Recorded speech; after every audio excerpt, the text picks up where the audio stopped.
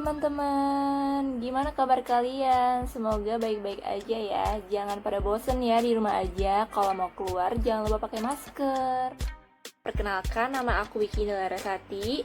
Kali ini aku mau memberikan materi dari ilmu pengetahuan sosial tentang peninggalan sejarah dari masa Hindu-Buddha dan Islam di Indonesia. Hayo, mas pada inget gak sejarahnya? Atau kalian udah lupa ya sejarahnya gimana? Yuk kita langsung aja ke materinya. Jadi sebelum kita membahas ke materi sejarah peninggalannya dari masa Hindu, Buddha, dan Islam di Indonesia, kalian tahu nggak sih agama apa atau kepercayaan apa yang dianut oleh nenek moyang kita? Nah, nenek moyang kita ini menganut kepercayaan yang namanya animisme dan dinamisme. Animisme sendiri adalah kepercayaan terhadap roh-roh halus. Sementara dinamisme adalah kepercayaan terhadap benda-benda yang dipercayai mempunyai kekuatan gaib. Hindu dan Buddha sendiri masuk ke Indonesia melalui jalur perdagangan, yaitu dibawa oleh para pedagang dari India dan Cina.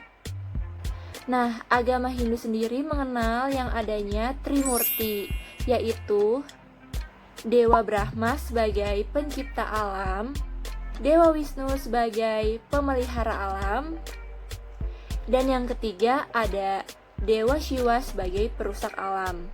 Dalam kehidupan agama Hindu menganut tingkatan atau kasta. Yang pertama ada kasta Brahmana atau ahli agama. Yang kedua ada kasta kesatria atau golongan raja dan bangsawan. Yang ketiga ada kasta Waisya atau pedagang. Yang keempat ada kasta Sudra atau rakyat biasa dan budak.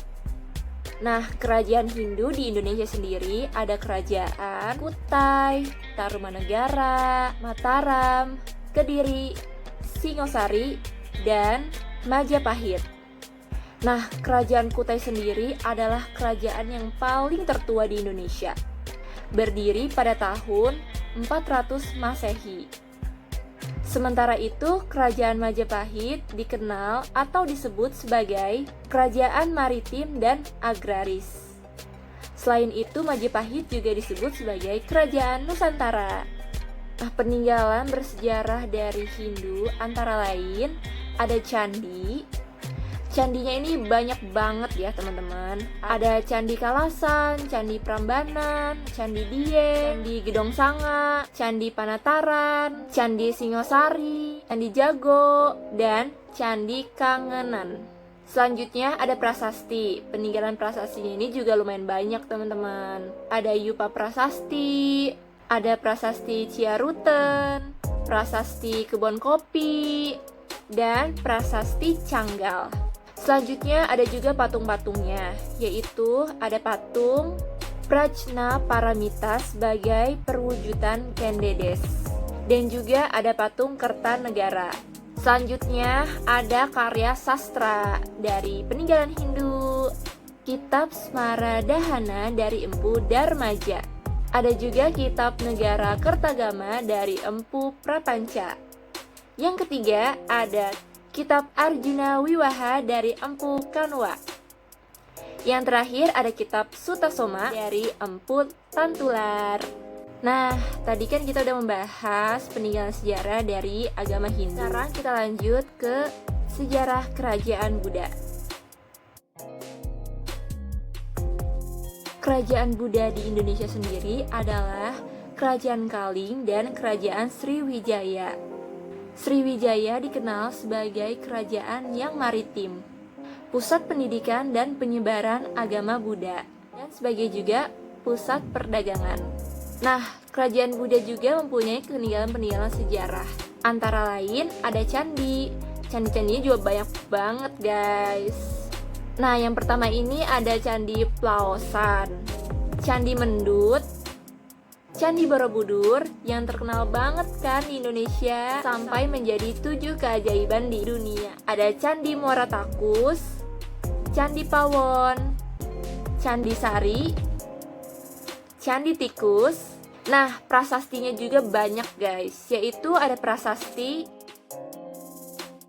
Kedukan Bukit, prasasti Telaga Batu, dan Prasasti Talangtuo.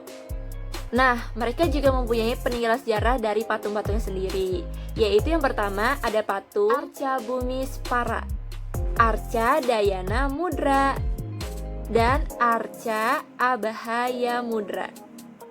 Nah, mereka juga mempunyai karya-karya sastra, yaitu ada karya dari Raja Sendok, yaitu kitab Sang Hyang Kamahayanikan.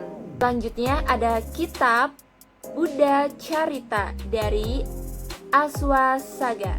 Dan yang terakhir ada kitab Jakatamala dari Arya Surat. Nah, ternyata ada tradisi-tradisi peninggalan sejarahnya loh. Heyo, ada yang tahu nggak? Nah, ini dia. Jadi tradisinya itu seperti berdoa dan ziarah di wihara.